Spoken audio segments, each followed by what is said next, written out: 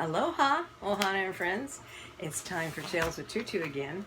And today I brought you a great old classic by William Steig called Sylvester and the Magic Pebble. When I use it with my kids, I usually use the big book version, but it's a little bit cumbersome to handle, so I'm going to use the small version with you so that you can hear and see the story just a little bit better. So, Sylvester and the Magic Pebble by William Steig. Sylvester Duncan lived with his mother and father at Acorn Road in Oatsdale. One of his hobbies was collecting unusual pebbles of shape and color. On a rainy Saturday during vacation, he found quite an extraordinary one. It was flaming red, shiny, and perfectly round like a marble. As he was studying this remarkable pebble, he began to shiver, probably from excitement, and the rain felt a little cold in his back. "Oh, I wish it would stop raining." And boom, just like that, the sun came out and it stopped raining. To his great surprise, when the rain stopped, it didn't gradually stop as rain did. It ceased. The drops vanished on the way down, the clouds disappeared, everything was dry, and the sun was shining as if the rain had never, ever existed. Well, in all his young life, Sylvester had never had a wish gratified so quickly. It struck him that magic must be at work, and he guessed that the magic must be in the remarkable-looking red pebble, where it was indeed. To make a test, he put the pebble on the ground. Once again, he made a wish. "I wish it would rain again." Nothing happened. But when he said the same thing, holding the pebble in his hoof, the sky turned black, there was lightning, a clap of thunder, and boom, rain came shooting down immediately. "What a lucky day this is," thought Sylvester. "From now on, I can have anything I want. My mother and father can have anything they want. My relatives, my friends, anybody can have anything they want." He wished the sunshine back in the sky. He wished a wart off his left hind fetlock would disappear, and it did. He started home, eager to amaze his father and mother with his magic pebble. He could hardly wait to see their faces. Maybe they wouldn't even believe him at first. Well, on his way home, as he was crossing Strawberry Hill, thinking of some of the many, many things he could wish for, he was startled by a mean, hungry-looking lion looking right at him from behind some tall grass. Well, Sylvester got frightened, and if he hadn't been so frightened, he would have made the lion disappear. Or he could have wished himself safe at home with his mother and father. He could have wished the lion to turn into a butterfly, or a daisy, or a gnat. He could have wished for many things, but Sylvester was panicky, and he panicked so much he didn't think very carefully. Oh, a lion, what am I going to do? Oh, I wish I was a rock, and boom, just like that, he turned into a rock. The lion came bounding over, sniffed the rock 100 times, walked around it, and went away, confused, perplexed, puzzled, and bewildered. I saw that little donkey clear as day. Maybe I'm just going crazy. I could have sworn it wasn't a rock, it was a donkey. Well, the rock stayed there, and the lion went away. And there was Sylvester, a rock on Strawberry Hill. And where was the magic pebble? Lying right beside him on the ground. He was unable to pick it up. Oh, how I wish I was myself again. Nothing happened.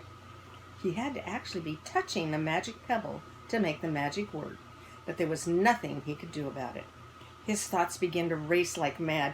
He started to become more scared and more worried, and feeling helpless and hopeless, he imagined all the possibilities. And eventually he realized that his only chance of becoming himself again was for someone to find the red pebble and to wish the rock next to it would become a donkey. Someone would surely find the red pebble. It was so bright and shiny and beautiful, but what on earth would make them wish that a rock were a donkey?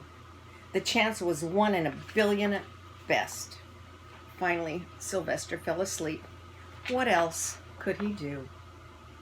Meanwhile, back at home, Mr. and Mrs. Duncan paced the floor, frantic with worry. Sylvester had never come home later than dinner time. Where could he be? They stayed up all night wondering what had happened to Sylvester, expecting that Sylvester would surely turn up by morning. Maybe he was just on an adventure. But of course Sylvester didn't show up. Mrs. Duncan cried a lot. Mr. Duncan did his best to soothe her. Both longed to have their dear son with them. I will never scold Sylvester again as long as I live, no matter what he does. Just please come home, my dear Sylvester. At dawn, the Duncans went about inquiring of all their neighbors. Have you seen our son? Have you seen Sylvester? They talked to all the children, the puppies, the kittens, the colts, the piglets. No one had seen Sylvester since the day before yesterday. They even went to the police, but the police just shook their heads. I'm sorry, ma'am. We have looked, but we can't find Sylvester. All the dogs in Oatsdale went searching for him. They sniffed behind every rock, tree, and blade of grass, into every nook and gully of the neighborhood and beyond, but they found not a scent of him. They even sniffed the rock on Strawberry Hill, but it didn't smell like Sylvester. It just smelled like a rock. After a month of searching the same places over and over again and inquiring the same animals over and over again, Mr. and Mrs. Duncan no longer knew what to do. They concluded that something dreadful must have happened, that they would probably never see their son again, although all the time he was only a mile away. They tried their best to be happy, to go about their usual ways, but their usual ways included Sylvester, and they were always reminded of him, and they were miserable. Life had no meaning without their son.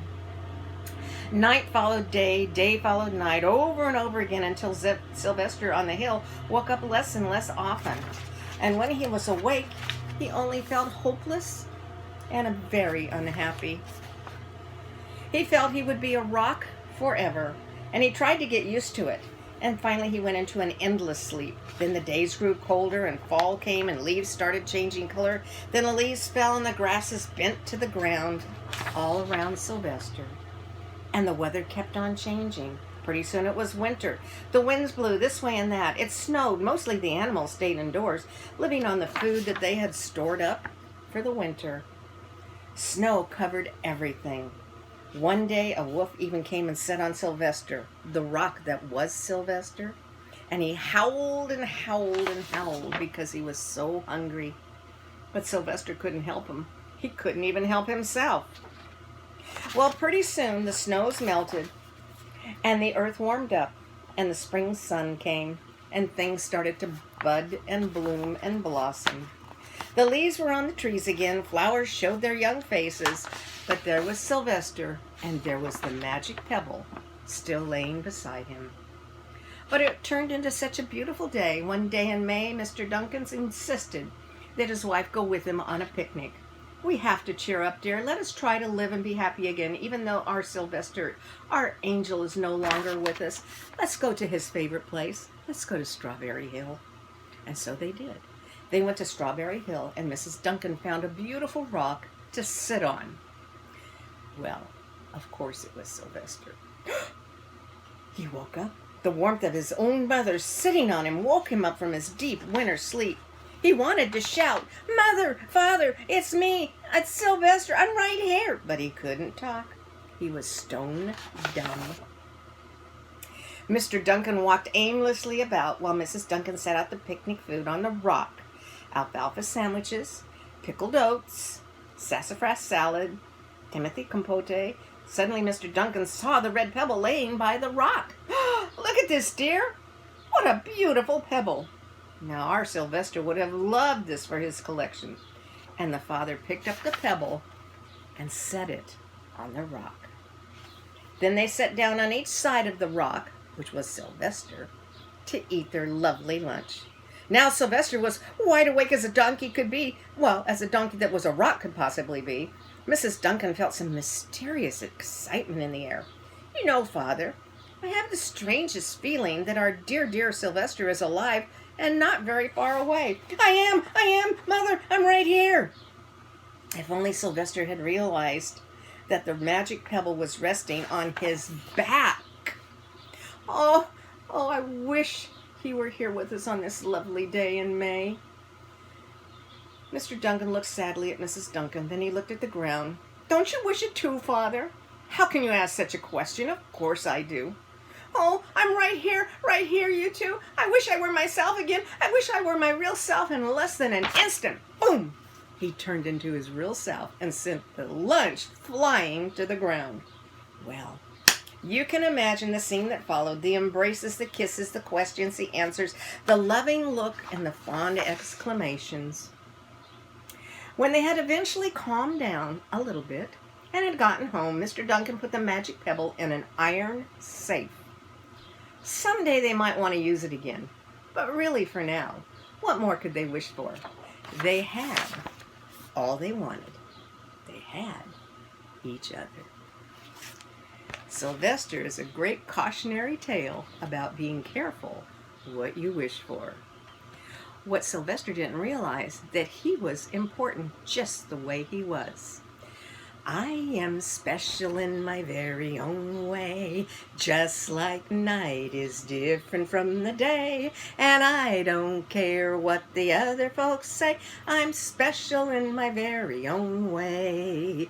And you are special in your very own way, just like night is different from the day, and I don't care what the other folks say, you're special in your very own way. I'm somebody special and I like my smile. I'm somebody special and I'm right in style. I'm a special person who can do things right. An extra special person and I'm out of sight. And you're someone special, you're so fine, and I'm so glad that you're a friend of mine. You're a special person and I know it's true. That extra special person is a you. Do-do-do-do. Be sure to share a song and a story with a friend today, and have a wonderful day. Ahui ho, aloha.